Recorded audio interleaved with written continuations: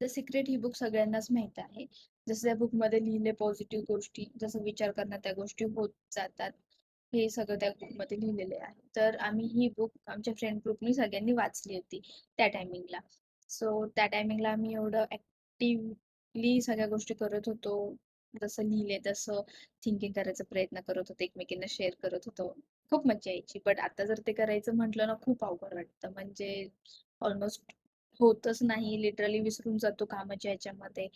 पण त्यावेळेस ज्या गोष्टी केल्या ना, त्या खरंच खूप सुंदर आणि खूप मज्जा यायची त्या गोष्टी करण्यामध्ये, की नवीन काहीतरी आणि एक्साइटमेंट. अरे वॉव! की आपण जे विचार करणार ते होणार. आणि त्याच्यामध्ये जे केलेलं आणि बऱ्याच छोट्या-मोठ्या गोष्टी आहेत ते व्हायच्या लिटरली. मी पण एक गोष्ट अशी ट्राय केली होती. सो ती खरंच झालेली. सो आता करायचं म्हटलं तर ते अवघड होऊन जातं यार खरंच.